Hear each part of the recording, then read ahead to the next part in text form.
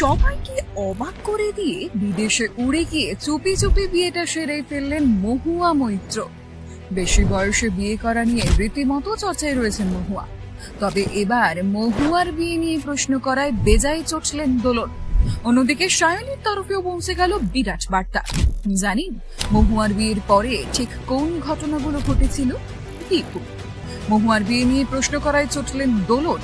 দুপুরে তৃণমূল সাংসদ মহুয়া মৈত্রের বিয়ের খবর সামনে উঠে আসতেই শোরগোল পড়ে যায় সমাজ মাধ্যমে। কৃষ্ণনগরের 51 বছর বয়সী মহুয়া বিয়ে করেন 65 বছর বয়সী পুরীর প্রাক্তন সাংসদকে বলে খবর। বার্লিনে ওয়েডিং সেরেছেন নবদম্পতি। তবে যেহেতু বেশি বয়সে বিয়ে করেছেন মহুয়া, তাই আবারও উঠে আসে দোলন রায়ের বিয়ের প্রসঙ্গ। 49 বছর বয়সী দোলন যখন 75 বছর বয়সী দীপঙ্করকে বিয়ে করেছিলেন, তখন এই অসম বয়সের বিয়ে নিয়ে রীতিমতো চর্চা শুরু হয়েছিল সমাজ মাধ্যমে। বারংবার কটাক্ষের সম্মুখীন হতে হয়েছিল দোলনকে। তবে এই বিষয়টি এখন স্বাভাবিক হয়ে গিয়েছে মানুষের মনে। কিছুদিন আগেই বিয়ের পিঁড়িতে বসেছিলেন দিলীপ ঘোষ। তার আগে কাঞ্চনকেও দেখা গিয়েছে তুলনায় বেশি বয়সে বিয়ে করতে। তবে একাধিক তারকা বেশি বয়সে বিয়ে করলেও যখনই কোনো সেলিব্রিটি বেশি বয়সে বিয়ে করেন, তখনই প্রশ্ন ছুড়ে দেওয়া হয় দোলনের দিকে। আর তাতে বিরক্ত অভিনেত্রী। মহুয়ার বিয়ের পরেও তার অন্যথা হলো না। 51 বছর বয়সী রাজনীতিবিদের বিয়ে হতেই সেই প্রসঙ্গে দোলনের প্রতিক্রিয়া জানতে চাওয়া হয়, আর তাতেই নিজের বিরক্তি প্রকাশ করেন তিনি।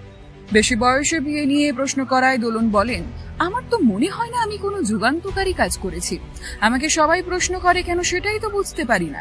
বেশি বয়সে বিয়ে মানুষ করতেই পারে, কিন্তু তা বলে সবাই তো করছে এটাও তো নয়। ব্যাপারটা নিয়ে যেমন সমালোচনা করার প্রয়োজন নেই, তেমন আলাদা করে নাচানাচি করারও প্রয়োজন নেই। সঙ্গীহীন জীবন কাটানোর থেকে বেশি বয়সে বিয়ে করার পক্ষেই কথা বলেন দোলন। 51 বছর বয়সটাকে এমন কিছু বয়স বলে মানতে নারাজ অভিনেত্রী। কারো নাম উল্লেখ না করেই অভিনেত্রী বলেন, এখন অনেকেই 50 বছর বয়সে 3 বার বিয়ে করে ফেলেছেন, কিন্তু তা বলে যে সবাই বিয়ে করবে সেটা আমি চাই না।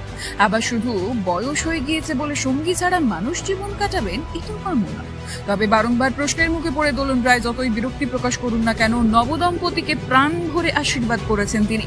মহুয়াকে নতুন জীবনের জন্য শুভকামনাও জানিয়েছেন দোলন। যদিও দোলন শুধু একা নন, নবদম্পতিকে শুভেচ্ছা বার্তা জানিয়ে পোস্ট করেছেন অন্যতম তৃণমূল নেত্রী সায়নী ঘোষ। নবদম্পতির সঙ্গে নিজের এবং জুন মালিয়ার একটি ছবি পোস্ট করে সায়নী লিখেছেন, অনেক অনেক শুভেচ্ছা MMOPM, তোমাদের আগামী দিনের জন্য অনেক অনেক শুভকামনা জানাই।